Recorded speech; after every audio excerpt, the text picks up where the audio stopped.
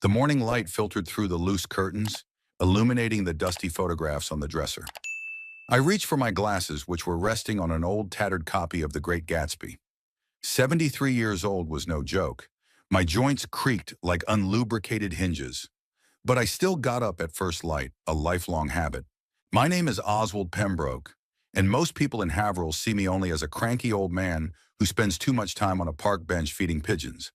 My shabby tweed jacket, worn pants, and stubby shoes are the perfect complement to the image of a lonely retiree barely making ends meet. That's exactly what I want them to see.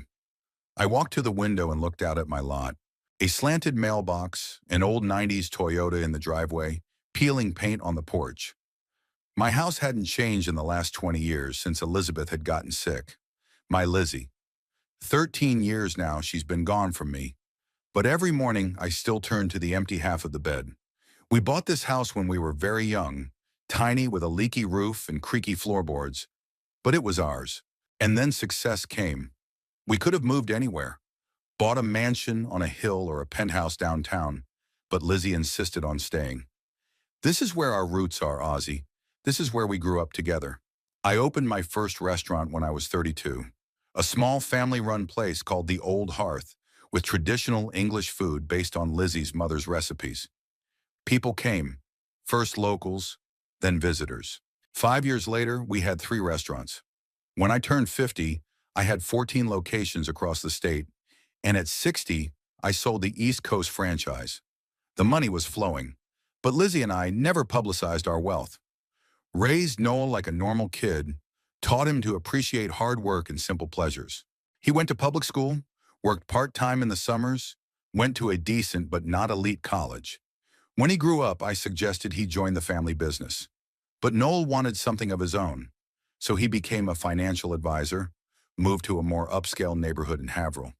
After Lizzie died, something broke between us.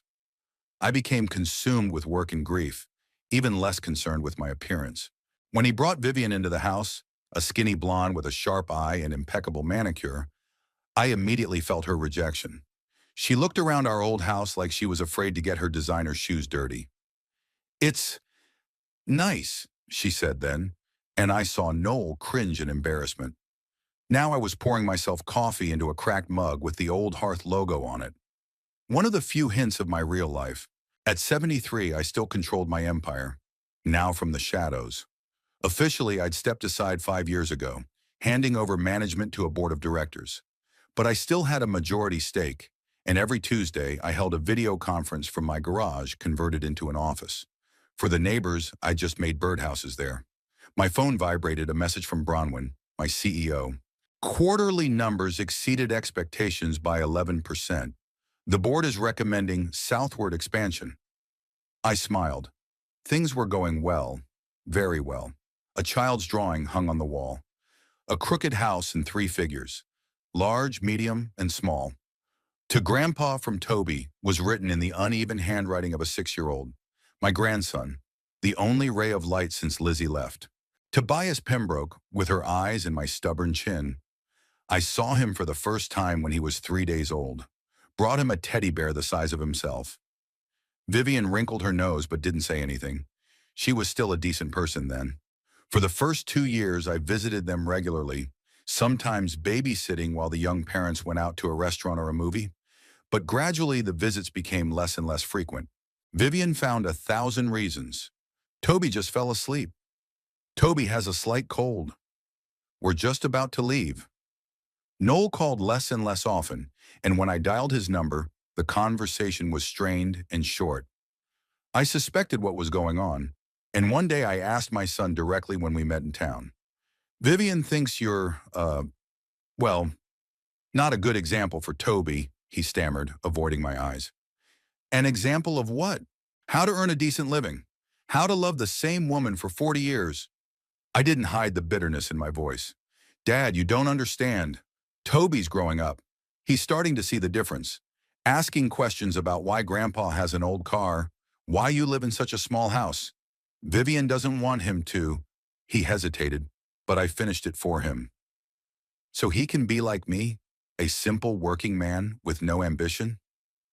Noel sighed. You're always simplifying things. Vivian wants a better future for Toby, a prestigious school, the right connections. Am I a hindrance to that future? I asked quietly. No one says that, he countered unconvincingly. It's just, maybe you should spruce up your appearance a little. Buy a new car? Move to a better neighborhood? I stared at my son in silence. The boy I'd taught to ride a bike, whose broken knees I'd kissed, who I'd give anything to. Now he stood before me, handsome, in an expensive suit, ashamed of me. I'm too old for change, son, I said then. This is my home, my life. I'm not going to become a different man to impress your wife. Almost 6 months passed after that conversation. I'd seen Toby only twice, and then only briefly, at the grocery store and at the town fair. Both times Vivian quickly took him away before we could talk. But the kid was bright. The last time Vivian was distracted by a phone call, he slipped a folded piece of paper into my hand. I miss you, Grandpa, it said, and below it was a drawing of our family. I was going to visit them unannounced today. It's Friday. Noel has to be at work, and Vivian, according to a neighbor, is taking Toby to swimming lessons this afternoon. I could accidentally meet them outside their house. I dressed in my usual outfit, worn jeans, plaid shirt, worn jacket. I looked in the mirror. Gray stubble, wrinkles around my eyes, old-fashioned thick-rimmed glasses. Vivian was right about one thing. I don't look like a successful owner of a restaurant chain, more like a broke school teacher. As I left the house, I glanced at the garage, which actually hid not only my office, but also a collection of antique watches worth several million, a hobby that no one knew about. The neighbors had only seen an old man fiddling with wood. On the way to my son's house, I stopped at the Forest Harbor, my newest restaurant in Haverhill, opened 2 years ago. Of all my establishments, it was the most exquisite, impeccable service, signature cuisine, a wine list that made connoisseurs sigh in awe. The manager, Edmund Holt, spotted me through the window and ran out to meet me. Mr. Pembroke, what a surprise. He shook my hand, disregarding my appearance. Edmund was one of the few who knew the truth. Just passing through, I smiled. How are you, Edmund? Fine, sir. Fully booked for the weekend, 3 corporate events next week, and he lowered his voice. We've received a preliminary request for a children's birthday party from Mrs. Pembroke. I froze. From Vivian? Yes, sir. She called yesterday inquiring about renting the small room for next weekend, for a 6-year-old boy. So it's Toby's birthday, and I wasn't invited, of course. Does she know who the owner is? I asked. Edmund shook his head. Talk to Sheila, the receptionist. She just took the application as usual. I nodded slowly, feeling something dark and bitter rising inside. Don't tell her, I decided. Just file it like a normal client. I'll think about what to do about it. After saying goodbye to Edmund, I continued toward my son's house with a heavy heart. They were going to celebrate my only grandson's birthday at my own restaurant without even realizing it, and they weren't going to invite me. Noel and Vivian's house was a stark contrast to my humble abode. It was 2 stories high, with an immaculate lawn and fancy landscaping. I parked a little farther down the street. I didn't want my old Toyota ruining the look of their driveway. As I approached the house, I noticed that both cars were in place. Strange, Noel was usually at work at this time. Maybe he'd taken some time off. I knocked on the door, expecting Vivian to open it with her trademark expression of polite disappointment. She did open the door, and for a moment there was a look of unconcealed irritation on her face before the social mask kicked in. Oswald, what a surprise! Her tone made it clear that the surprise was unpleasant. Is Noel at home? No. He's in a meeting with clients. She didn't move away from the door. We weren't expecting company. I was in the neighborhood, thought I'd stop by. I tried to peek over her shoulder. And is Toby home? I hadn't seen him in a while. Her lips pressed into a thin line. He's busy, getting ready for swim lessons. Sharinam. Just 5 minutes. I tried to keep my voice calm, but the irritation was building inside. I brought him a little present. I pulled out of my pocket a small wooden car that I had carved myself. Vivian looked at it as if I were handing her a dead mouse. Some other time, Oswald. It's really awkward now. She started to close the door when a child's voice came from inside. Mommy, who is it? Before she could answer, Toby slipped under her arm and saw me. His face lit up with joy. Grandpa! He rushed toward me. wrapping his arms around my legs. "You've come!" I squatted down, hugging him. "Of course you did, baby. I missed you." "Me too. Look, my tooth fell out." He smiled wide, showing the hole between his front teeth. "Wow, you're really big. I brought you something." I handed him a wooden car. "Cool, thank you." He scrutinized the toy. "Did you make it yourself?" With my hand, I nodded. "The wheels spin, see?" "Tobias," Vivian's voice sounded strained. "It's time for you to go swimming." "But Mom, Grandpa just got here." "Grandpa will come another time." She took him by the shoulder. "Besides, we have a lot to do before your birthday, remember?" At the mention of birthday, I felt myself tense up. Toby turned to me with shining eyes. "Grandpa, it's going to be my birthday, in a real restaurant, with a chocolate fountain and animators." "Really?" I looked at Vivian. "That sounds wonderful." She was obviously nervous. "Yeah, a little celebration. Family." "Family," I repeated slowly. "So I'm invited too?" The silence that followed my question was more eloquent than any answer. Toby looked from me to his mother in confusion. "Of course Grandpa's coming," he declared. "Right, Mom?" Vivian smiled strainedly. "Toby, honey, we talked about this. There's limited seating at the restaurant. We've invited your friends from school and the pool." "But Grandpa's more important," Toby protested. I saw Vivian fighting the urge to say something harsh. "Oswald, maybe we can discuss this later." She looked meaningfully at Toby. "Of course." I turned to my grandson again. "Don't worry, little one. Your mom and I will work it out." He clearly wasn't convinced, but Vivian was already pulling him inside the house. "Bye, Grandpa," he shouted over his shoulder. "Bye, Toby." The door started to close, but I put my foot down, stopping it. "Vivian, I'd like to talk to you, in private." She sighed, clearly annoyed, but nodded. "Toby, go upstairs and play in your room. I'll be up in a minute." As the boy ran off, she crossed her arms over her chest and looked at me almost defiantly. "Well, I'm listening. Why am I not invited to my own grandson's birthday party?" She did not even try to feign embarrassment or make excuses. "Oswald, let's be frank. Toby is entering an important age. He's beginning to understand social distinctions, status. We're throwing a party at one of the best restaurants in town. His classmates' parents will be there.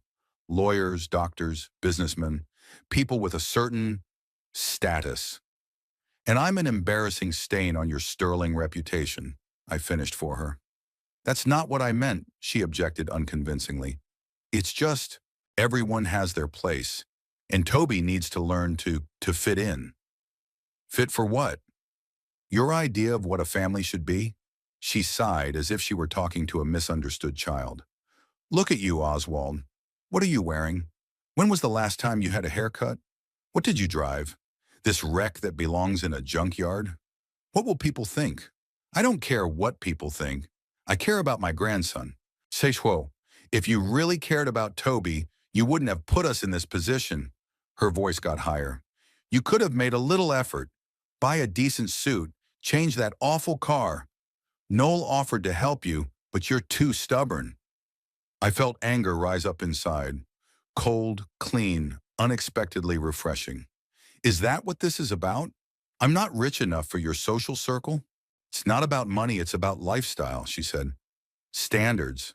It's about the example you set for Toby. A boy should strive for the best, not become like me," I finished. She didn't deny it.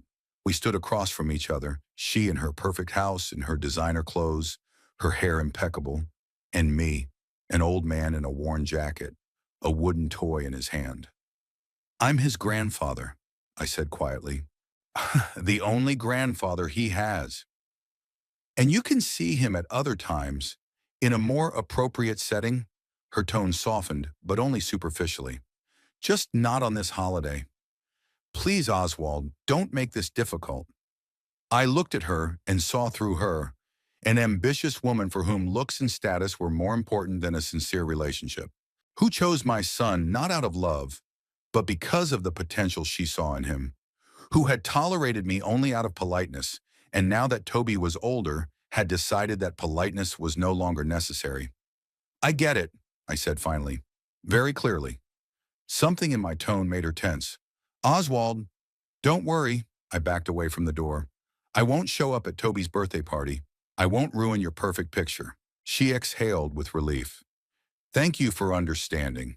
Perhaps we could have a separate celebration, just for the family in a more appropriate setting? I grinned bitterly. Don't bother, Vivian. I turned to leave but stopped when I heard her last words. I'm doing this for Toby. You don't realize how important social connections are in today's world. I turned around and gave her a long look. I understand more than you think, I said quietly. Much more. With those words, I walked to my old Toyota, feeling her gaze on my back. As I drove, I looked up at the house, where a small face flashed through one of the second-story windows. Toby waved at me, and I waved back before starting the engine. On the way home, I thought about how Vivian didn't even realize that the fancy party she'd planned would be held at a restaurant owned by an old man she despised, that her disdain for me was based solely on outward appearances, that her ideas of status and wealth are so superficial that she is unable to see the truth hidden right in front of her eyes. And for the first time in a long time, I felt something inside me that felt like a desire to teach a lesson.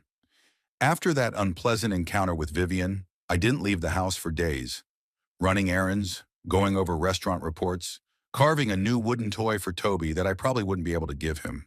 The devastation I was feeling was all too familiar. It was how I felt after Lizzie's death, only now I wasn't losing my wife, but my last connection to my son and grandson.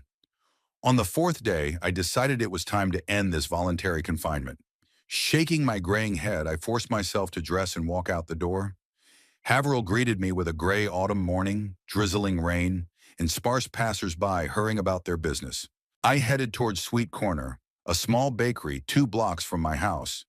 It was one of the few places in the city that wasn't in my chain, but over the 40 years of its existence, it had become as integral to Haverhill as the old bell tower or the city park. The bell over the door jingled, and the familiar aroma of fresh baked goods wafted over me. Behind the counter stood Ruth Quinlan, the owner of the bakery and an old friend of mine. We'd known each other since before I'd opened my first restaurant, when Lizzie regularly came in for fresh cinnamon buns. Ruth was a large woman with lush gray hair in a sloppy bun and hands scarred from the many burns that were the inevitable companions of her profession. At 71, she still baked her own food and got up at 4 in the morning to ensure that the windows were filled with the freshest croissants and muffins when they opened. "Ozzie Pembroke," she exclaimed when she saw me. "I thought you'd decided to leave us without saying goodbye. How long have you been gone? A week? 2? "Only 4 days, Ruthie," I grinned, sitting down on a high chair at the counter. "Don't exaggerate. At my age, any absence seems like an eternity." She set a cup of coffee and a plate of pie in front of me. The usual, black, and a slice of apple. Still warm. Ruth and I never discussed my restaurant empire. She was one of the few who knew the truth, but the topic was an unspoken taboo in our conversations. To her, I was just Ozzie the neighbor boy she and Lizzie had played Cossack bandits with. Later, a friend who sometimes dropped by to share the news and eat a piece of pie. "You look like you've swallowed a lemon," she said, leaning against the counter. "Tell me what happened." I took a sip of coffee, collecting my thoughts. Ruth waited patiently. She knew from years of friendship that I shouldn't be rushed. "Honorika, my sister-in-law," I said at last. "She doesn't want me in Toby's life." Ruth pressed her lips together. That cold lady with the upturned nose. No wonder. It was clear from day one that she was the kind of person who looked at people through the prism of their bank account. If she only knew, I chuckled bitterly. "If she knew, she'd be cowering before you like a snake," Ruth snorted. "Oh, and that would be worse, believe me. People like that are best kept in the dark." I ate the pie in silence, thinking about what she'd said. Ruth was always perceptive. "That's not all," I continued after a pause. "Toby's birthday is coming up. Vivian's having a party at Forest Harbor." Ruth raised her eyebrows. "At your restaurant?" Oh, the irony of it all. And she doesn't know, of course. She has no idea. I shook my head. "She's not going to invite me." "What a bitch," Ruth said flatly. "She thinks I'm inappropriate for their social circle." I tried to say it calmly, but my voice shook. "That I'm a bad example for Toby." Ruth made a sound like a growl. "What nonsense. You're the best example a boy could have. A man who has achieved everything by hard work, who cares more for others than for himself, who— Hush, hush, I smiled weakly, touched by her defense. All she sees is an old man in shabby clothes living in an old house. To her, this is tantamount to failure. So open her eyes. Ruth splashed her hands. Show her who you really are. Claim your rights to your grandson. I shook my head slowly. No, Ruthie. If I revealed my fortune now, it would only confirm her worldview that a man's worth is measured in money. I don't want Toby to grow up with those values. Ruth sighed. You've always been an idealist, Ozzy, but sometimes you just have to fight for what you care about, no matter what means you have to use. At that moment, a bell rang, and a young woman entered the bakery with a clipboard in her hand. Her strict suit and businesslike hairstyle looked out of place among the cozy chaos of Sweet Corner. Mrs. Quinlan? She approached the counter without even glancing in my direction. I'm here to discuss a reservation for the children's party. I called yesterday. Oh, yes, Ruth straightened up. A children's cake for the 18th. For a boy, 6 years old, superhero theme. I froze. The 18th is a week from today, and Toby was turning 6. That's right, the woman switched on her tablet. I'm Mrs. Pembroke's assistant, and she's assigned me to oversee all the details of her son's birthday party. Ruth gave me a quick glance, but I pretended to be completely absorbed in my cake. Mrs. Pembroke is very particular about detail, she continued. So the cake has to be not only beautiful, but it has to match the overall concept of the party.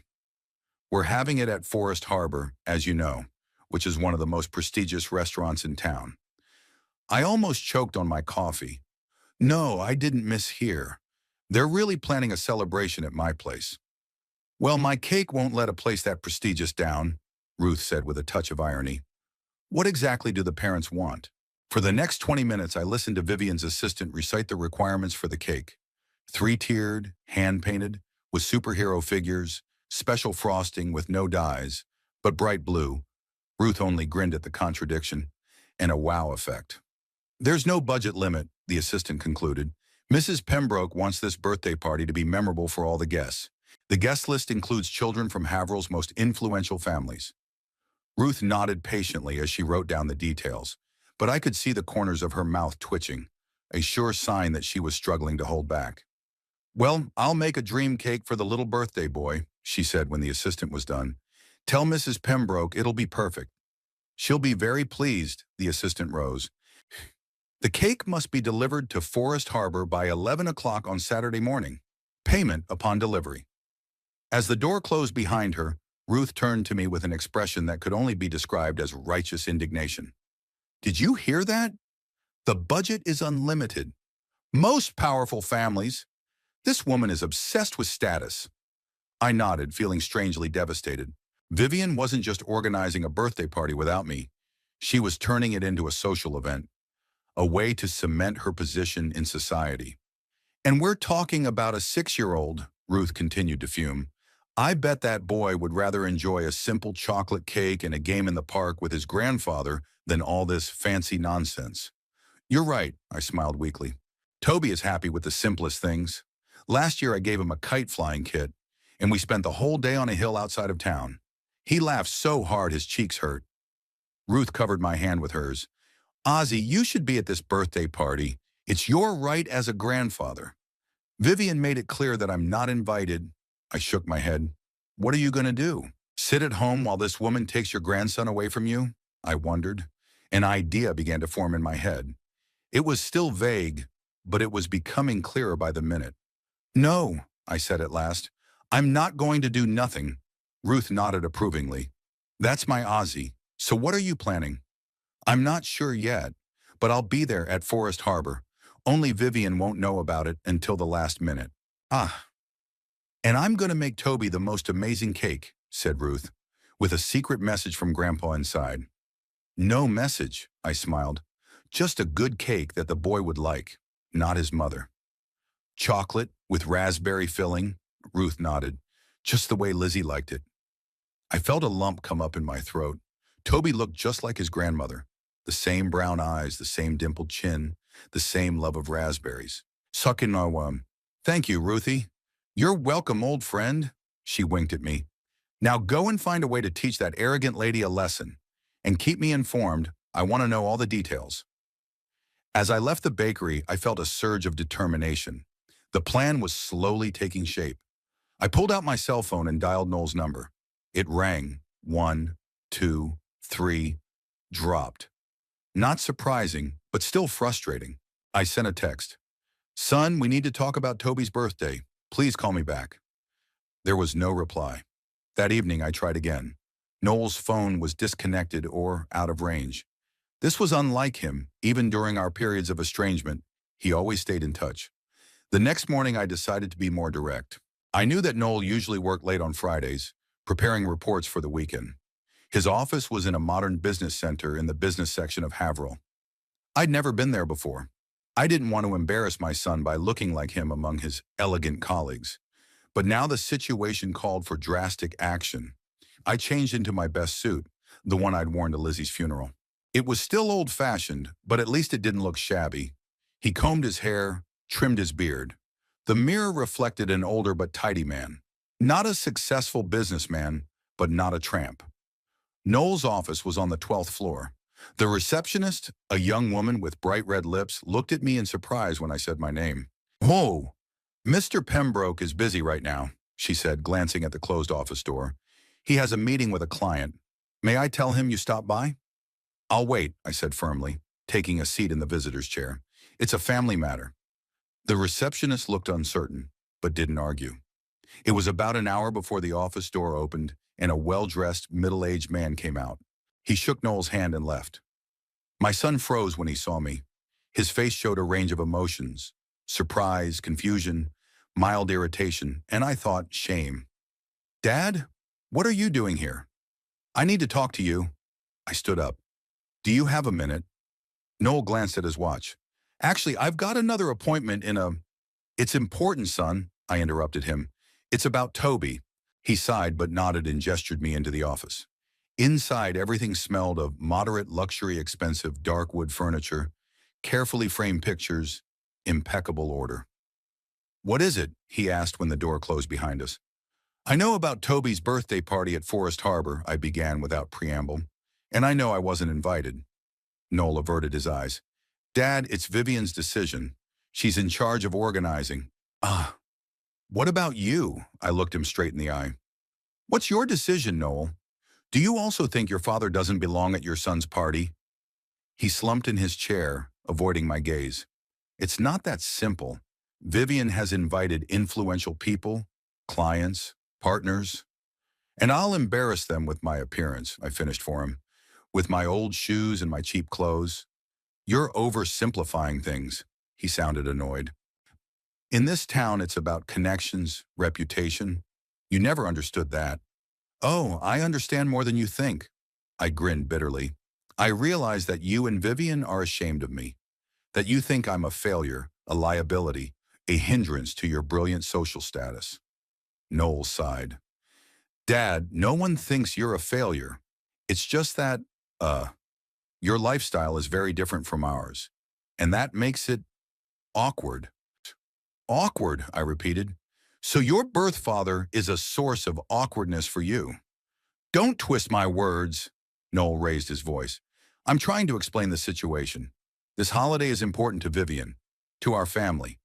And I, then, am not part of your family?" He didn't answer, and that silence was more eloquent than any words. "Do you know what the saddest part is?" I asked quietly. "That Toby asked about me. He wanted me to come. But you decided that a 6-year-old's opinion on who he wanted to see at his birthday party was less important than the opinion of influential people." Noel ran his hand through his hair, a gesture he'd adopted from me, though he probably didn't realize it himself. "Dad, you don't understand. Toby's just a kid. He doesn't realize—" "He doesn't realize what?" I interrupted. "That his grandfather isn't rich enough or influential enough to attend his party?" "Look," Noel straightened up, his voice becoming businesslike. "Maybe we could have a separate celebration just for the family. On Sunday, for example. In a more informal—" "How generous of you." I didn't hide my sarcasm. a separate party for the old man so he doesn't spoil the main celebration. Ainaran, you're taking everything personally, Noel exclaimed. I'm trying to find a compromise.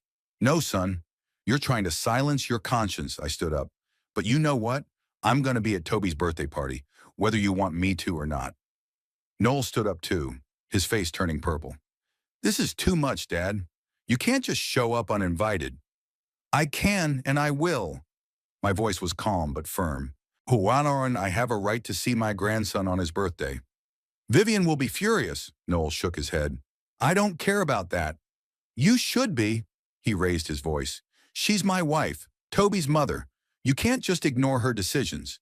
And you can't let her cut me off from my own family, I countered. But you do, Noel. And that says a lot more about you than it does about me. We stood across from each other, two grown men, father and son, bound by blood but separated by a wall of misunderstanding and different values. I could see the conflict in Noel's eyes. A part of him knew I was right, but another part of him had already made a choice in favor of the life he'd built with Vivian. I'm begging you, he said finally. Don't do this. Don't come to the party. For me. For Toby's sake. Toby would be happy to see me, I countered. Shiano, and you know it. Yeah, but then he'd have to deal with the consequences, Noel was almost shouting. With an upset mother, with awkward questions from the other kids. Did you think about that? I remained silent, mulling over his words. Perhaps there was some truth to them. Maybe my showing up would really cause problems for Toby. All right, I said at last. I'll think about what you said. Noel visibly relaxed. Thanks, Dad, I really do. I promise we'll have a separate celebration, just for us. Toby will be happy. I nodded, not specifying exactly what I was going to consider. My decision had matured. I'd show up at Forest Harbor not as Toby's grandfather, but as the owner of the place. That would give me the legal right to be there without causing trouble for the boy. I have to go. I headed for the door. You probably have a meeting. Yeah, a client's waiting. Noel looked guilty. Dad, It's okay, son, I smiled weakly. We'll talk again. As I walked out of the office, I felt a mixture of sadness and determination. My own son was ashamed of me enough to not want to see his child at the party. It hurt, but it also strengthened my resolve to teach both Noel and especially Vivian a lesson. I decided to stop by their house again. Perhaps I could talk to Toby, explain the situation. A child shouldn't think his grandfather had forgotten his birthday. Their house looked empty. Noel's car wasn't in the driveway, and Vivian's minivan was parked in the garage. I rang the doorbell expecting no one to answer, but to my surprise, the door opened almost immediately. On the threshold stood Vivian in a tracksuit with a towel around her neck. Oswald, she didn't even try to hide her displeasure. What are you doing here? I came to see Toby, I said bluntly. May I? He's not home, she cut him off. He's at swim practice. I nodded, not sure if it was true or just another excuse. Then maybe you could tell him I stopped by, and that I hesitated, that I remembered his birthday. Vivian's eyes narrowed. Noel told me about your conversation, she said coldly, about your intention to show up uninvited to the party. I felt anger rising inside me, but I tried to stay calm. Toby is my grandson. I have a right to see him on a day like this. You don't have any rights, her voice rose. You're not invited to the party, period. If you show up there, I'll call security. Vivian, I tried to be reasonable. Think about Toby. He'll be upset if he doesn't see me. Don't use my son as a weapon, she almost hissed. Toby will have a great time with his friends and with people who really care about his future. And you don't think I care about his future? No, she raised her voice. You're living in the past, Oswald. In your old house, with your old things, with your outdated ideas of life. You don't understand what Toby needs in the modern world. And what does he need? I asked quietly. A lavish party in an expensive restaurant? Guests from influential families? Or maybe a loving grandfather who will be there for him no matter what happens? He needs the right connections, the right education, the right prospects. Vivian was almost shouting. Not an old man who can't even afford decent clothes. I saw her immediately regret her words. Embarrassment flashed across her face. but it was too late. So here's the thing, I said slowly. It all comes down to money, status, appearance. No, not everything, she tried to pull herself together. But yes, it's important, especially for a child who's just starting to understand how the world works. And you want him to understand the world through the lens of material possessions? I want him to be successful. Vivian crossed her arms across her chest. And yes, in our society, success is measured by material values. That's reality, Oswald, whether you like it or not. We looked at each other across the threshold of the house. She and her perfectly organized life, me an outsider, an unwanted element that didn't fit into the picture.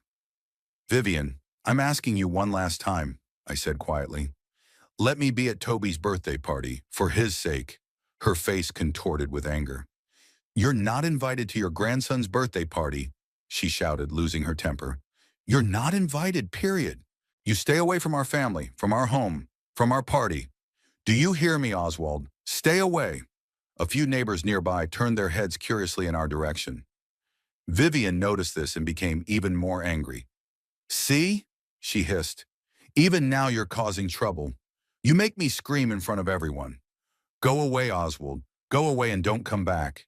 I looked at this woman, the mother of my only grandson, the wife of my son, and felt only fatigue and disappointment.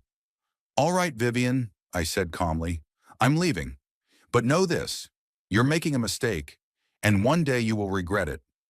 The only thing I regret, she said, is letting you get close to my son. It won't happen again.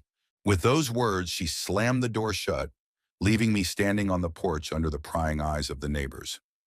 I walked slowly to my car, feeling each step difficult. Vivian's words rang in my ears. You're not invited to your grandson's birthday party. Her overt hostility, her disdain for my lifestyle, her desire to cut me out of Toby's life, all of it caused a pain I hadn't felt since Lizzie's death. But along with the pain grew determination. I wasn't going to give up. The plan had finally matured. I would show up at Forest Harbor not as a guest, but as the owner. And Vivian would learn the truth about the man she'd despised all these years. The morning of Toby's birthday, I woke up long before dawn. The sun hadn't shone over the rooftops of Haverhill yet, and I was already sitting in the kitchen, sipping my first coffee and contemplating the day ahead. The plan I'd been hatching for the past week was finally going to come to fruition.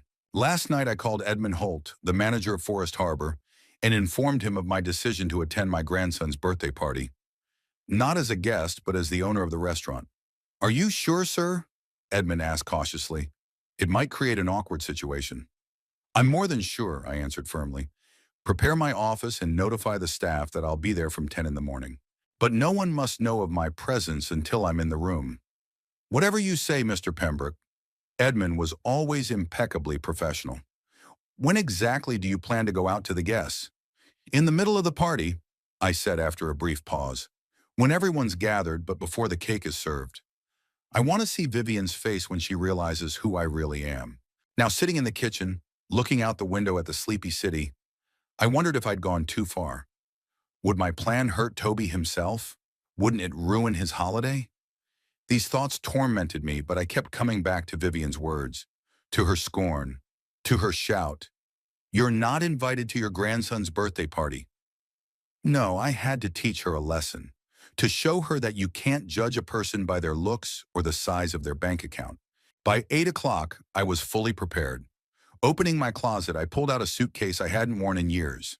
Dark blue, impeccably tailored, it cost what Vivian probably spent on her closet in an entire month. Next to it lay an off-white Egyptian cotton shirt and a tie the color of burgundy wine. Lizzie's favorite color.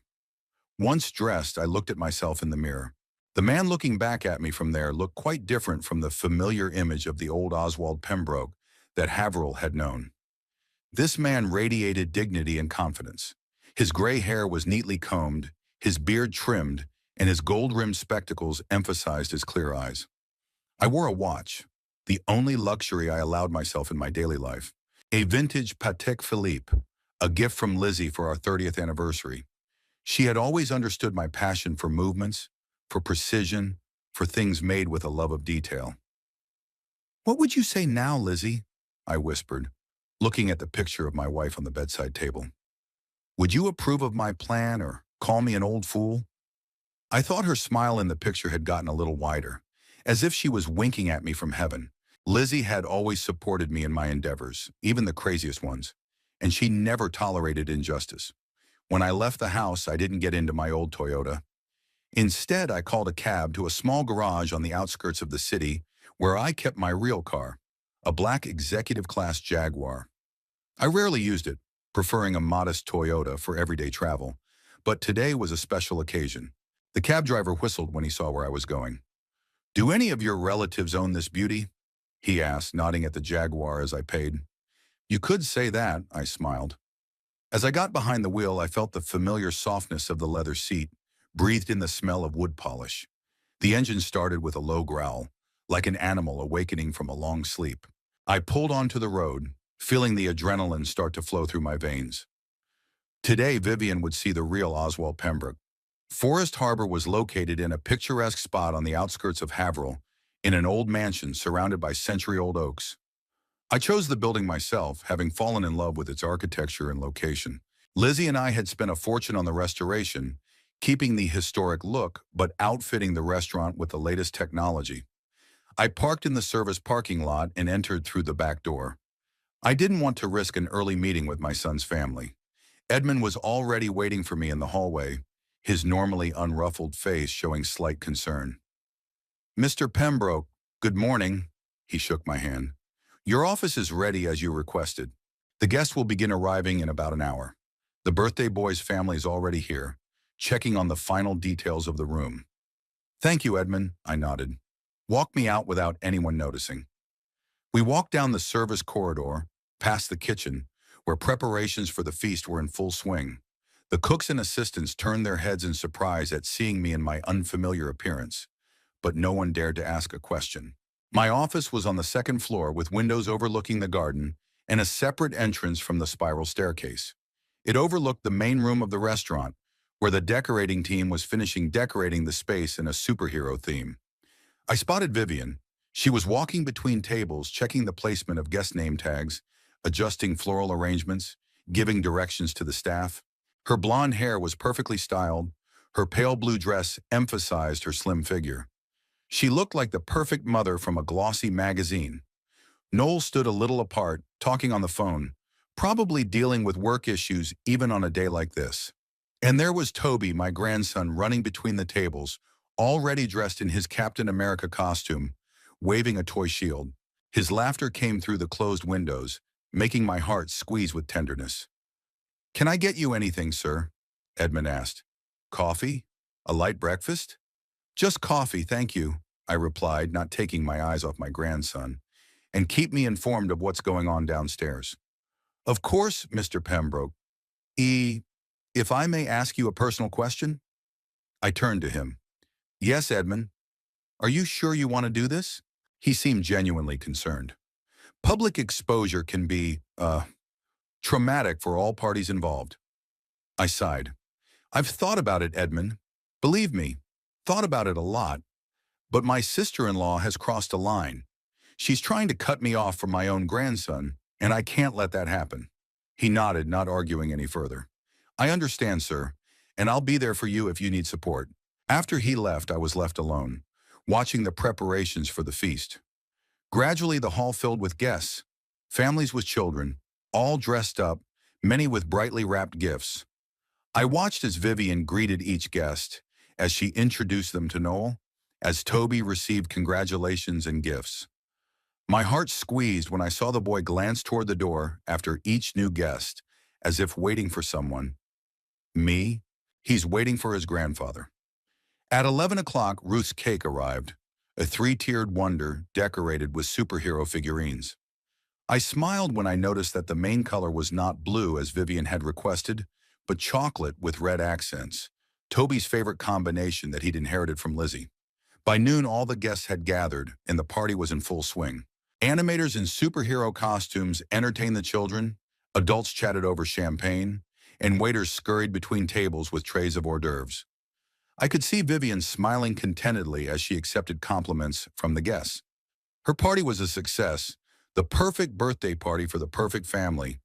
It was time for me to make my appearance. I took a deep breath and stood up. My hands were trembling slightly, not from fear, but from anticipation. I adjusted my tie, checked that I looked immaculate, and walked down the spiral staircase. Edmund was waiting for me in the corridor. "Everything is ready, sir. I'll announce you as we agreed." I nodded. "Yes, just give me a moment." I covered my eyes, imagining Lizzie beside me. "Am I doing the right thing?" I mentally asked her. There was no answer, but I felt a strange calmness, as if she had put her hand on my shoulder. "All right, Edmund," I said. "I'm ready." We entered the hall through a side door. No one paid us any attention at first. Everyone was engrossed in the festivities. Edmund walked over to the small stage where the cake cutting was to take place and picked up the microphone. "Ladies and gentlemen," his voice echoed through the room, silencing the conversations. "May I have your attention, please?" All heads turned toward him. I saw Vivian frown. It wasn't part of her carefully planned program. "On behalf of the Forest Harbor Restaurant, I'd like to thank the Pembroke family for choosing our establishment for this wonderful celebration," Edmund continued. "We are delighted to be hosting such an important event, and we are especially pleased to have the owner of our restaurant with us today, who personally wanted to welcome the birthday boy and his guests. Ladies and gentlemen, Mr. Oswald Pembroke." There was complete silence in the room. I saw Vivian's eyes widen as she shifted her gaze from Edmund to me, her face slowly losing color. I stepped forward, smiling my most cordial smile. "Thank you, Edmund. Good afternoon, honored guests. I am indeed Oswald Pembroke, owner of Forest Harbor, and, much more importantly, grandfather of today's birthday boy." Toby, hearing my voice, turned around and smiled broadly. "Grandpa," he rushed toward me, wrapping his arms around my legs. "You're here, and you have new clothes." I crouched down, wrapping my arms around him. "Of course you came, baby. I wouldn't have missed your birthday for the world." "But Mommy said," he faltered, glancing at Vivian, who stood frozen, glass in hand. "Mom just didn't know I was planning a surprise." I winked at him. "See what a sneaky grandpa I am." He chuckled, but then his face turned serious. "Grandpa, why did Mr. Holt say you owned the restaurant? Don't you build birdhouses?" Laughter erupted in the hall but quickly died down. Everyone in the room watched the scene unfold with interest. "It's a long story, Toby," I smiled. "Let's just say your grandfather has a few different occupations. But today is not about me. Today's your day. 6 years is a very important date." I straightened up and turned to the rest of the guests. "I apologize for the slight digression from the program. Continue having fun, and I need to talk to the birthday boy's parents for a moment." I headed over to Vivian and Noel. My son looked stunned, but I saw surprise rather than anger in his eyes. Vivian, on the other hand, she stood clutching her glass so white her knuckles turned white, her face the color of chalk. "Oswald," she said as I approached, "what does this mean?" "It means, dear Vivian, that you threw my grandson's birthday party at my restaurant," I said softly so that only the two of them could hear. "Ironic, isn't it?" "Your restaurant?" Noel shifted his gaze from me to Vivian and back again. "Dad, what are you talking about?" "The point, son, is that Forest Harbor is one of 14 restaurants in my chain. In fact, all the restaurants owned by the Pembroke Hospitality Corporation." Vivian made a strange sound, something between a sigh and a sob. It's impossible," she whispered. "You live in that old house, driving a wreck. You're poor?" I finished for her. "Yes, it may look that way on the surface. I prefer a modest life, Vivian. I always have. Lizzie and I believed that a man's true worth was not in his bank account or the make of his car." "But why?" Noel looked confused. "Why didn't you ever tell me?" "You never asked," I shrugged. "When you were a kid, we wanted you to grow up with the right values, not spoiled. And when you grew up, well, you were so busy creating your own life that you weren't interested in mine." "Wait, Vivian's starting to come around. If you own a chain of restaurants, you're rich?" I couldn't hold back a chuckle. "We're not rich enough not to worry about money. Let's put it that way. Rich enough not to fit the loser image you've created for yourself." She turned even paler. "I've never called you—" "Not with word," I interrupted her. "Actions. The way you looked at my house, my car, my clothes, The way you didn't invite me to the holidays? The way you tried to keep Toby away from me like poverty was contagious. Vivian lowered her eyes but quickly pulled herself together. I didn't know, she said. How could I have known? You never told me, never showed me. Should I have? I asked quietly. Did you have to prove your worth with money? There was an awkward silence. I could see various emotions flickering in Vivian's eyes. Embarrassment, shame, but also calculation. She was trying to rethink the situation, to reorganize her attitude toward me in the light of the new information. Mr. Pembroke, Edmund came up to us. I apologize for the intrusion, but the guests are beginning to wonder when the cutting of the cake will be. Thank you, Edmund, I nodded. We're almost done. He left and I turned back to Vivian and Noel. I suggest we postpone this conversation, I said. It's Toby's day, and I don't want to overshadow his celebration with a family squabble. Yes, of course, Vivian nodded hurriedly, clearly relieved to avoid further discussion. We should go back to the guests. She hurried away, stopping here and there to exchange a few words with the guests, but I could see how tense her shoulders were, how fake her smile was. Noel stayed by my side. Dad, I don't understand, he said quietly. All these years, you've let us think that I'm a poor old man? I shrugged my shoulders. I never pretended, son. I just didn't advertise my situation, and you were never interested. He opened his mouth to object, but then closed it, realizing I was right. I should have known, he said finally. I should have known. Those business tips you used to give me when I was young, they were always surprisingly accurate. Because I knew from experience what I was talking about, I put my hand on his shoulder. But that's not important now. What matters is that you let your wife keep me away from you, from Toby, and not because I was a bad person, but because I seemed poor. Noel lowered his eyes. I'm not proud of that, Dad. And you shouldn't be. I squeezed his shoulder. But now you know the truth, and you're going to have to decide what comes next. That's when Toby came running up to us. Dad, Grandpa, Mom said it's time to cut the cake. He grabbed us both by the arms. Come on, let's go. We let him lead us to the center table, where Ruth's magnificent cake, decorated with 6 candles, was already standing. All the guests had gathered around, many with cameras at the ready. Vivian stood next to the cake, her smile strained, her eyes running restlessly around the room. When she saw Toby leading me by the hand, something akin to panic flashed in her gaze. Toby, honey, she said, leaning toward her son. Remember when we were practicing? You standing between me and Daddy? And Grandpa? Toby interrupted her. Grandpa has to stand with me too. He owns the restaurant. Several parents of the other children laughed, and Vivian smiled nervously. Of course, honey. Grandpa can stand with us too. I could see how hard those words were for her, how she was fighting the urge to push me away from the center of attention. But she had no choice. There were too many eyes watching us, too many influential people whose opinion she valued so much. Thank you so much, Vivian, I said with a slight smile. That's very generous of you. She gave me a quick glance of ill-concealed irritation, but immediately returned to her role as the perfect mother. And so, dear guests, she announced, this is the most important moment of our celebration. Toby will make a wish and blow out the candles on his first real adult cake.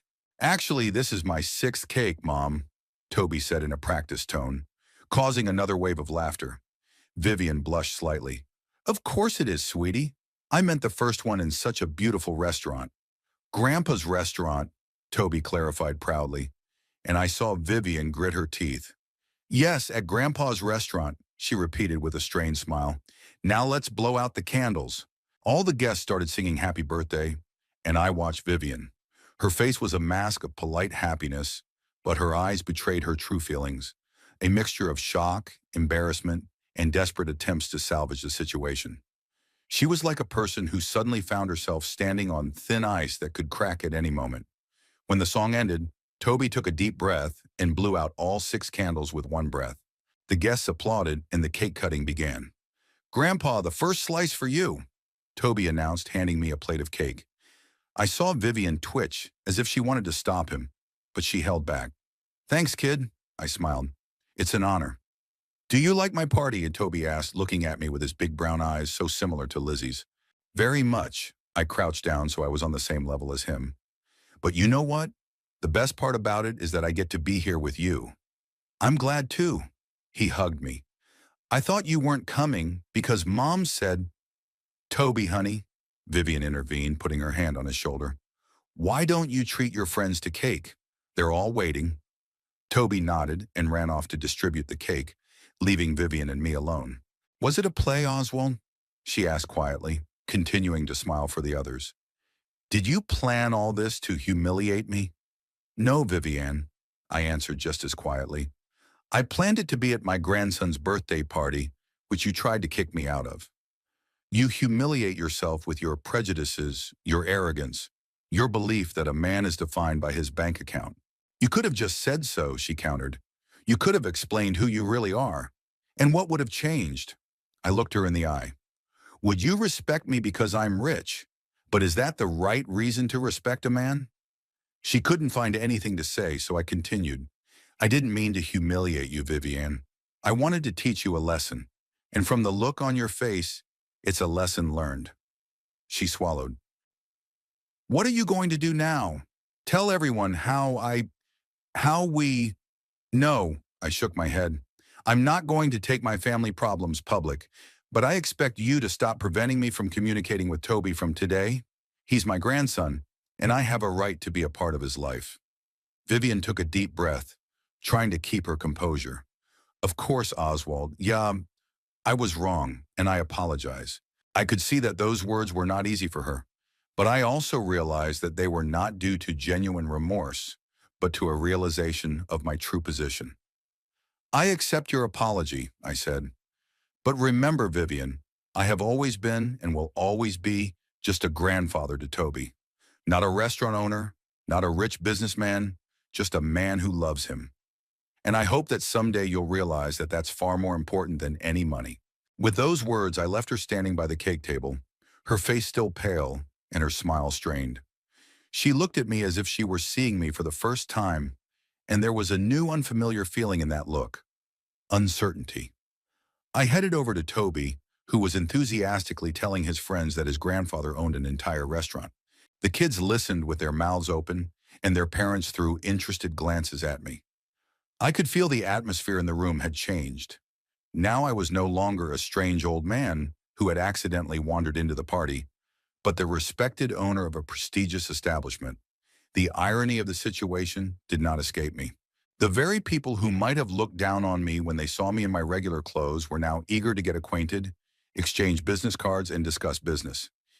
It was as if the suit and the title of restaurant owner made me a different person, more worthy of their attention. But I wasn't a different person.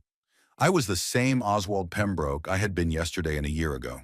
Only now Vivian and everyone else saw a part of me that I didn't normally flaunt. I watched her try to save face, continuing to play the part of the perfect hostess, but her mask was cracking. Every time our gazes crossed, she quickly averted her eyes as if she couldn't stand the sight of me. Toby, however, was delighted. To him, my transformation from regular grandpa to restaurant owner was as exciting as Bruce Benner's transformation into the Hulk. Grandpa, do you own any other restaurants? He asked, tugging on my sleeve. Yes, kiddo, a few more, I smiled. And I can come to them whenever I want? For free? I laughed. Of course you can. You're my grandson. There's always the best table and the biggest piece of cake for you. His eyes shone with excitement, and I thought that look alone was worth the spectacle of tonight. For the opportunity to be a part of this boy's life, to see him grow, to teach him what really matters. And Vivian. Well, Vivian had learned a lesson that I hoped would make her reevaluate her values. Looking at her pale face and strained smile, though, I knew she was still trying to realize that the man she thought was a liability had suddenly become a valuable asset. It had been 3 weeks since Toby's birthday. Life in Haverhill has gone on as usual, but for me, a lot has changed. The news that old Oswald Pembroke was actually the owner of a chain of restaurants had spread through the town like wildfire. Now, when I went out on the street in my usual shabby jacket and old shoes, people looked at me differently, with curiosity, respect, and sometimes with undisguised interest.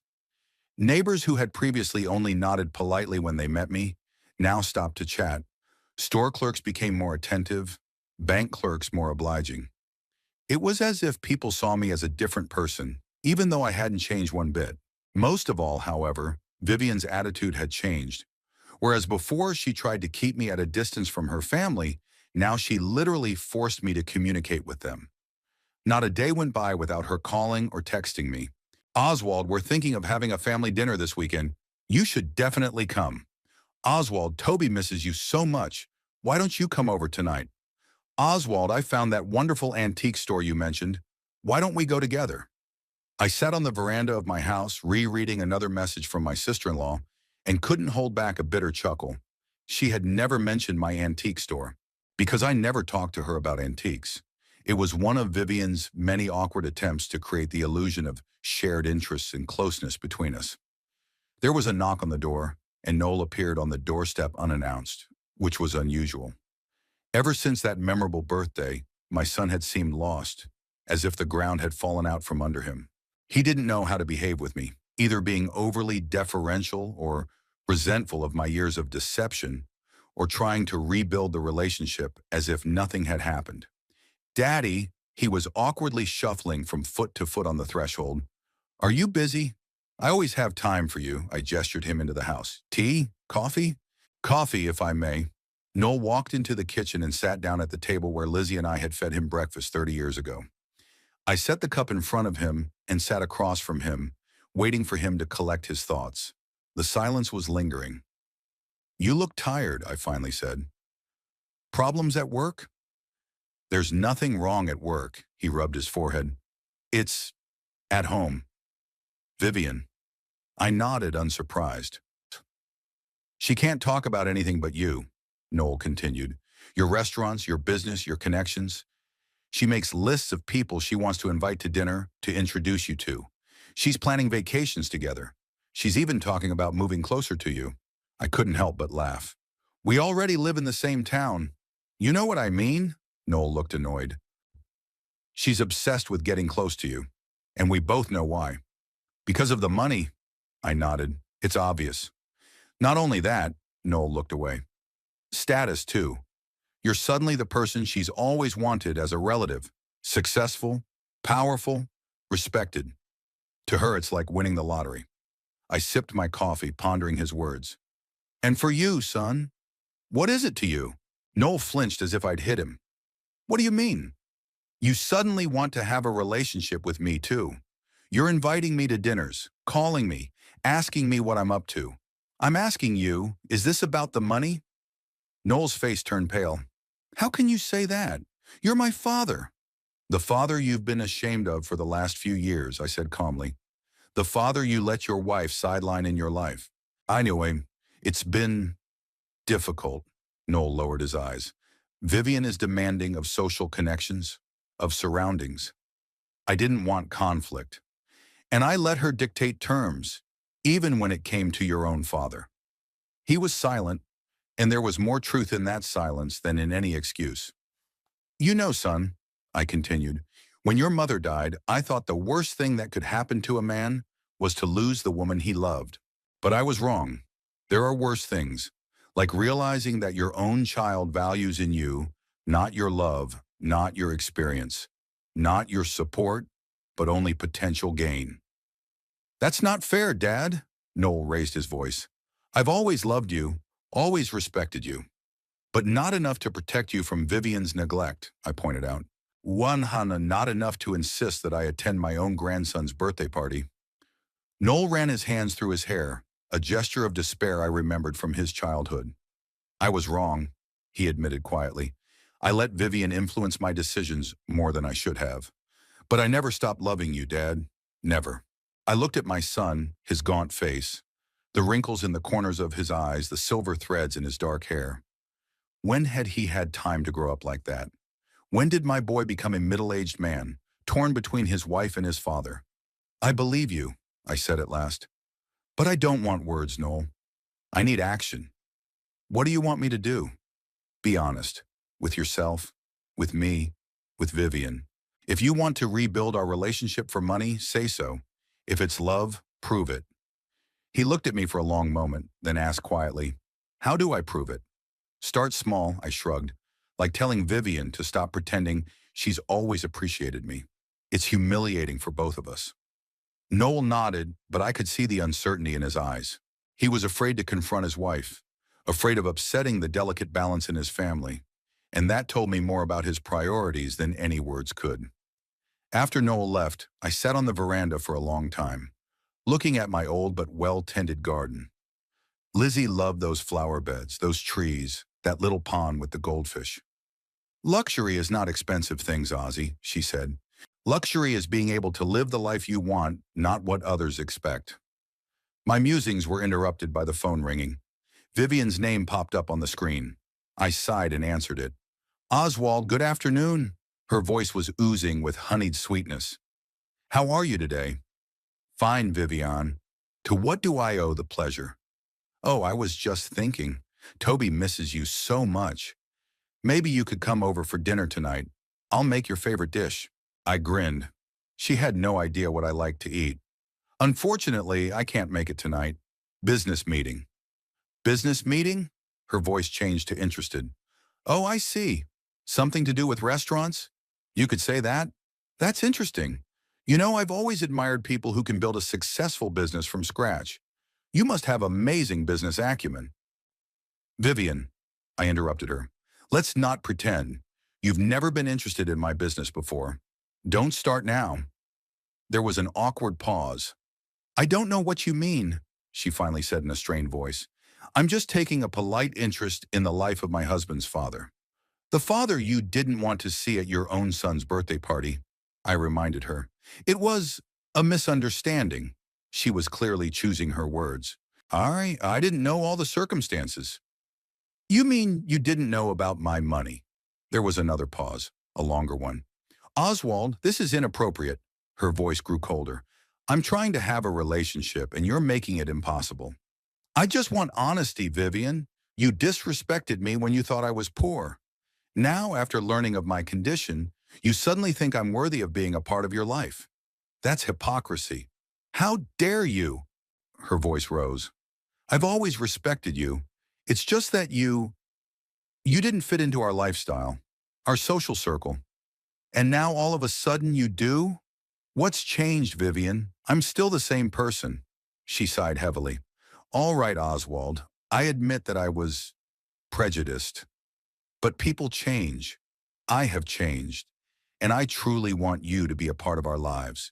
For Toby, for Noel, for my money, I finished for her. Not everything in this world is about money, she exclaimed with such righteous indignation that I couldn't help but chuckle. Says you, Vivian.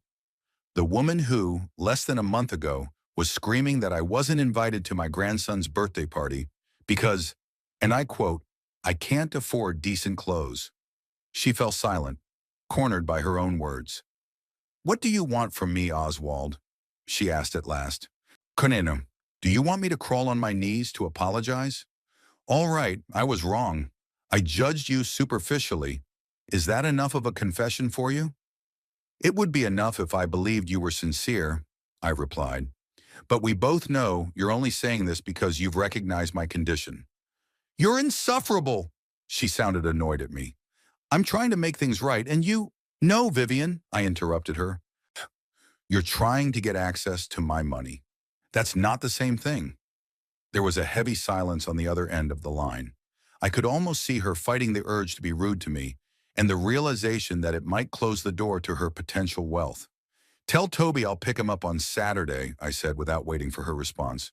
We said we'd go to the zoo. The zoo? Her voice changed again, sweet. That's a great idea. We can all go. We can make it a family day. No, Vivian, just me and Toby. I need time alone with my grandson. But, I'll pick you up at 10 in the morning. I ended the conversation without waiting for her to object. As I hung up the phone, I felt strangely empty. My exposure at Forest Harbor should have taught Vivian a lesson, shown her the error of her ways. Instead, it had only reinforced the idea that money and status were the only things that mattered. Now she sought me out not because she realized she was wrong, but because she saw the benefits. And worse, I was beginning to suspect that Noel shared that view. Not as explicitly as Vivian, But somewhere deep inside, and my son saw me now as not just a father, but a rich father, a potential inheritance, connections, opportunities. On Saturday, as agreed, I came to pick up Toby. This time I chose my usual Toyota. I didn't want to turn a trip to the zoo into a display of wealth. Vivian opened the door before I could knock. "Oswald, what a pleasant surprise," she exclaimed, as if she had not expected my arrival. "You are early." "I'm right on time," I objected, looking at my watch. "It's exactly 10 o'clock." Sure, she fussed. "Come in. Toby's almost ready. How about a cup of coffee while we wait?" I entered the house and immediately noticed the changes. New furniture in the living room, expensive paintings on the walls, a crystal chandelier that wasn't there before. It seemed that the news of my condition had encouraged Vivian to redecorate, perhaps in hopes of impressing me. "Renovations?" I asked, pointing to the changes. "Sorry." "Oh, just a little update." She waved her hand nonchalantly. I'd been wanting to make some changes for a long time, but hadn't gotten around to it. I noticed the price tag accidentally left on the new floor vase, a 4-digit sum. I wondered how fast they'd eat up Noel's salary with that kind of spending. "Grandpa!" A joyous exclamation interrupted my musings. Toby ran down the stairs and threw himself on my neck. "Are we really going to the zoo?" Let's see. "Of course, baby," I hugged him, just like I promised. "Can I show you my new game console? Mommy bought it for me yesterday." "Tobias," Vivian intervened, "you don't have much time. The zoo closes early." "Actually, it's open until 8 o'clock on Saturday," I said. "We have plenty of time. Show me your console, Toby." The boy excitedly dragged me upstairs to his room, which had been transformed too, with new furniture, a huge TV on the wall, and the latest model of game console. Vivian used to be against overuse of electronics, but apparently her views had changed. "Look, Grandpa, it's the newest model." Toby proudly showed me his treasure. "It cost a whole lot of money, but Mom said we could afford it now." I raised an eyebrow. "Really? And why can you afford it now?" Toby hesitated. "I don't know exactly. Did Mom say something about our family being more well-to-do?" "What does that mean, Grandpa?" "It means you have more money, kid." I patted him on the head. "Ah," he nodded, but then his face became puzzled. "Sraim, but Daddy's working the same job he was before. Where are we going to get more money from?" Shrewd boy. I didn't want to involve him in adult issues, but I wasn't going to lie either. "What your mom probably means is that she knows about my business now," I said cautiously. "Remember at your birthday party when it came out that I owned the restaurant?" "Aha!" Toby glowed. "You turned out to be secretly rich, just like in the movies. It was so cool. All my friends now think you're a superhero or a spy." I laughed. "I'm afraid I'm just a regular businessman, kid. Nothing super heroic about it." "But why were you hiding it?" He tilted his head, looking at me curiously. "Why didn't you tell me you owned restaurants?" I thought for a moment, searching for words that a 6-year-old could understand. "You know, Toby, sometimes people treat you differently depending on how much money you have. If they think you're rich, they want to be your friend. If they think you're poor, they might not treat you so well." "How's Mom?" he asked, suddenly blunt. "She used to not want you to come over. Now she invites you all the time?" I froze, amazed by his observation. "Had you noticed that?" He nodded. "Eh, Mom used to say you were busy, or that you weren't feeling well, or something else when I asked her to invite you. And now she's calling you all the time. What do you think about that?" I asked cautiously. Toby furrowed his brow. "I don't think it's right. If someone is your friend, they should be your friend always, not just when you're rich." I hugged my grandson, feeling my throat constrict with tenderness and pride. "You're a very wise boy, Toby, and you're absolutely right."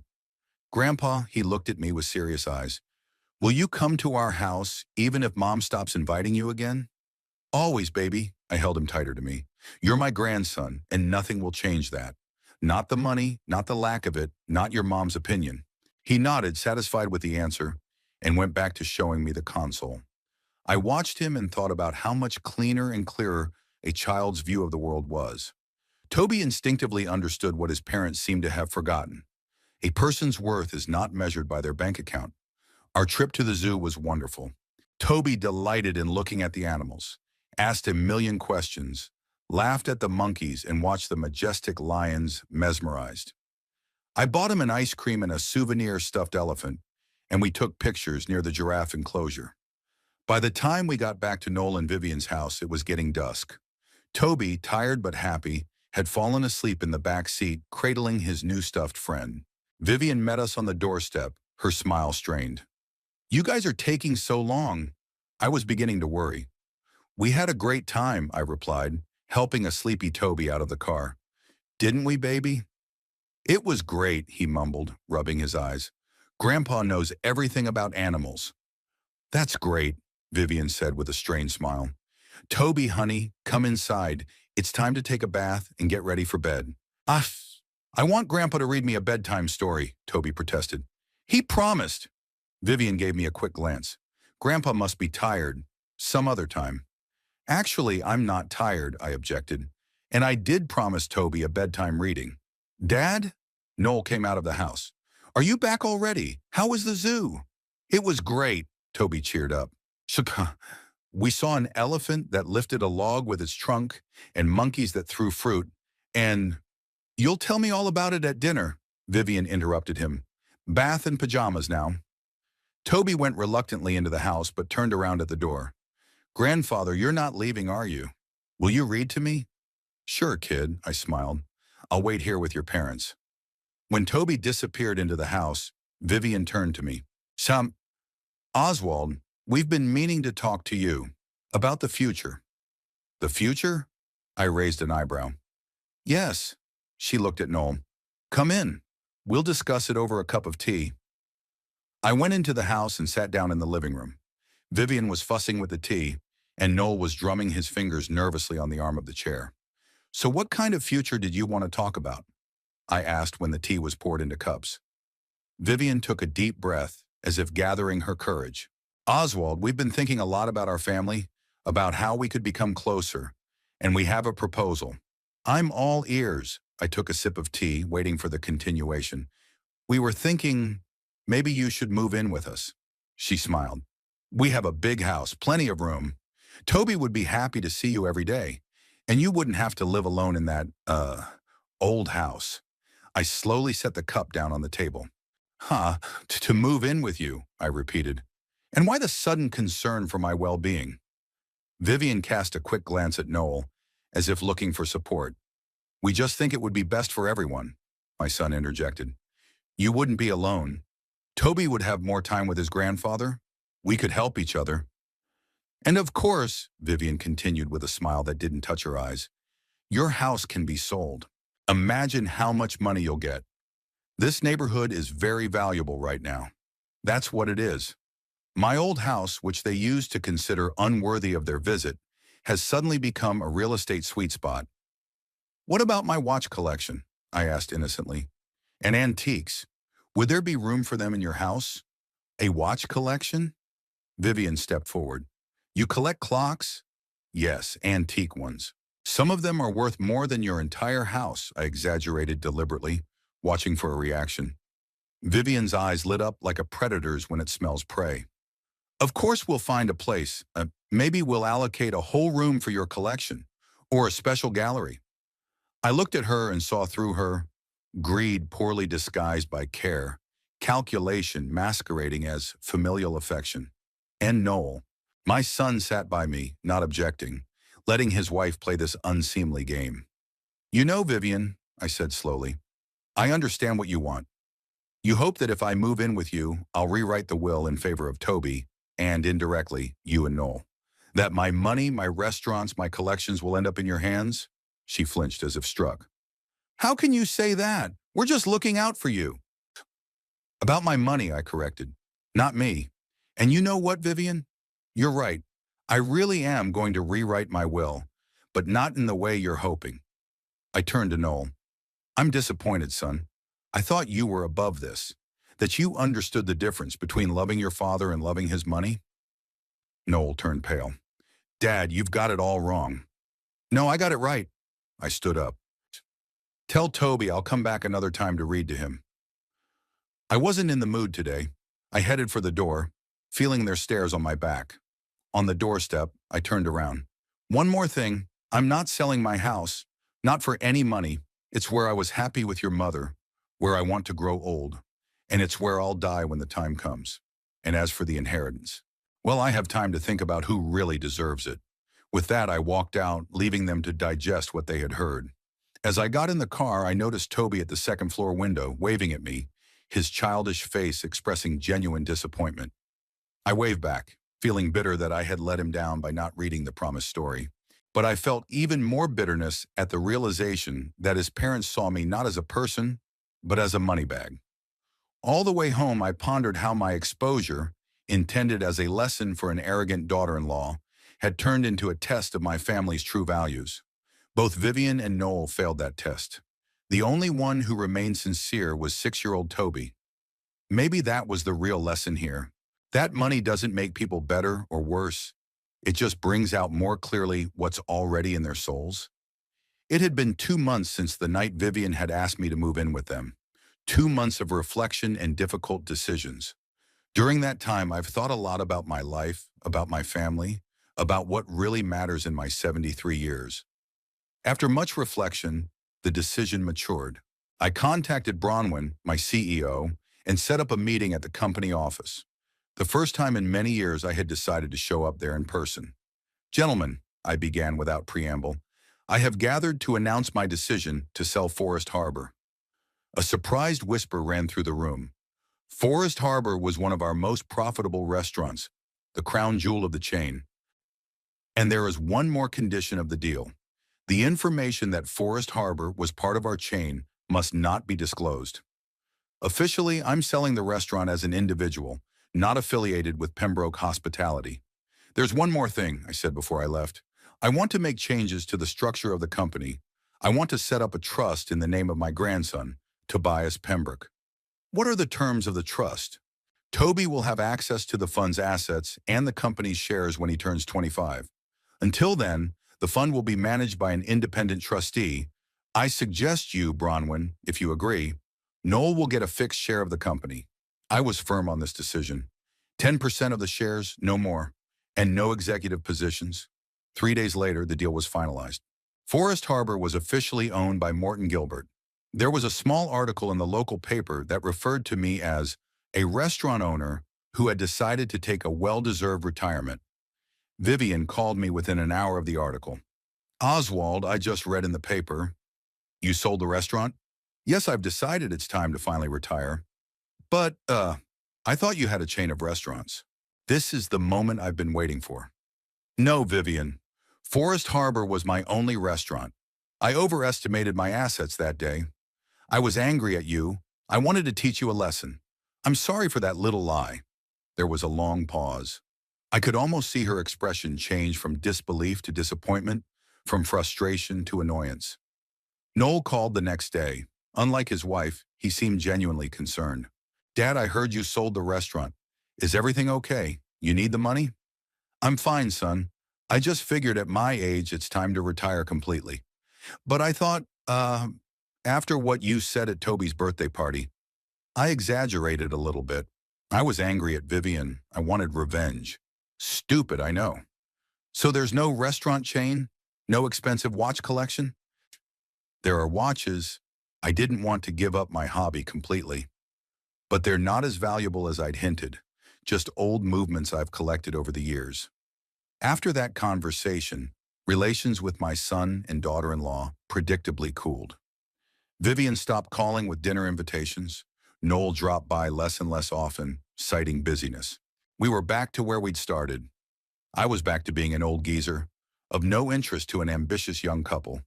But there was one significant difference, Toby. After his birthday, my grandson developed an even greater affection for me. He often asked his parents to let him go to me, and when they found excuses to refuse, he showed amazing persistence. One day, he simply ran away from home and came to me by himself. Vivian came after him, pale with fear and anger. Vivian, I said quietly so Toby wouldn't hear, don't do this. Don't use the baby to punish me.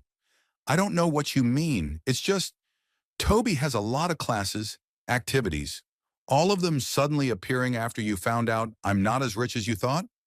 Be careful, Oswald. Don't forget that Noel and I decide how much time Toby can spend with you. The next day I sent Toby a letter, a real paper letter in an envelope, with a stamp addressed to him personally. The letter contained only a short note and a small wooden ship that I had carved overnight. 3 days later, the letter carrier brought me an envelope, written in uneven, childish handwriting. Thus began our secret correspondence.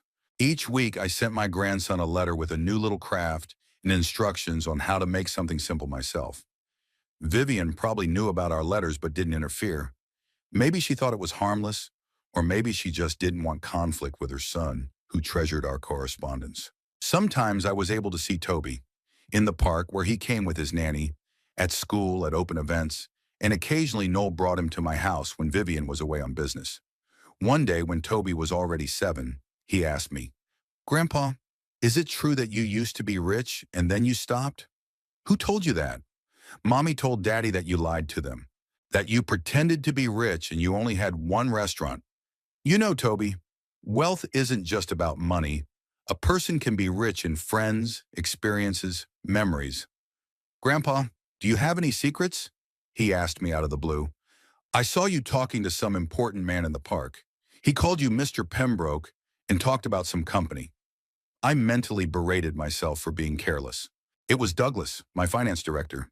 We'd bumped into each other while I was walking in the park. "Toby, you're a very smart boy, and you're right. Adults do have secrets. Sometimes we need them to protect the ones we love. Like superheroes, they too have secret identities to protect loved ones."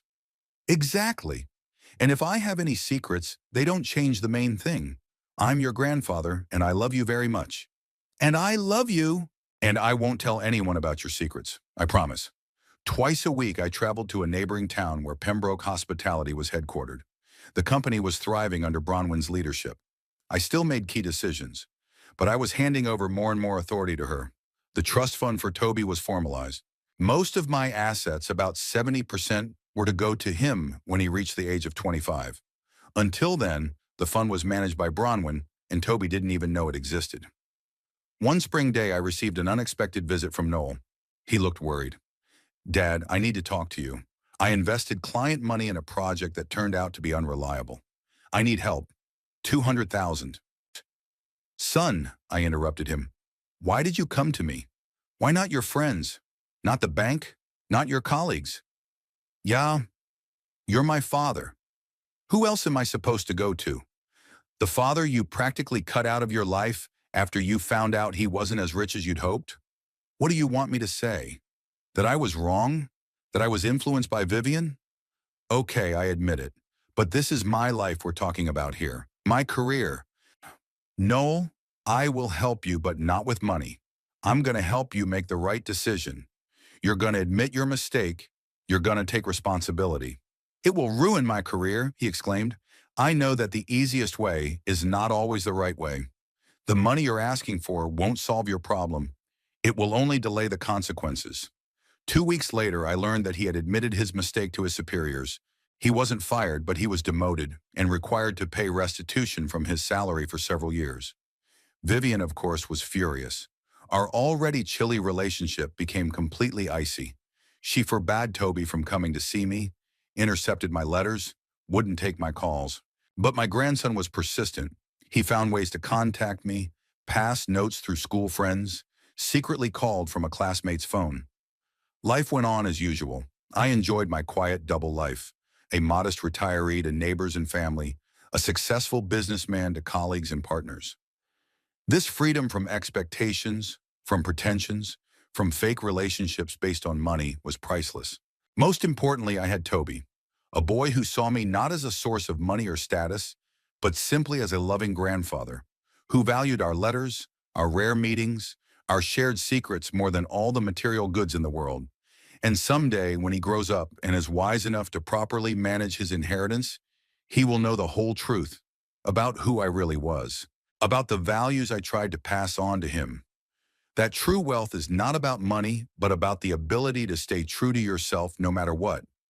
In the meantime, I will continue to live my double life, enjoying the quiet of my old house, looking at Lizzie's picture and telling her about our grandson, carving wooden toys for Toby and writing him letters.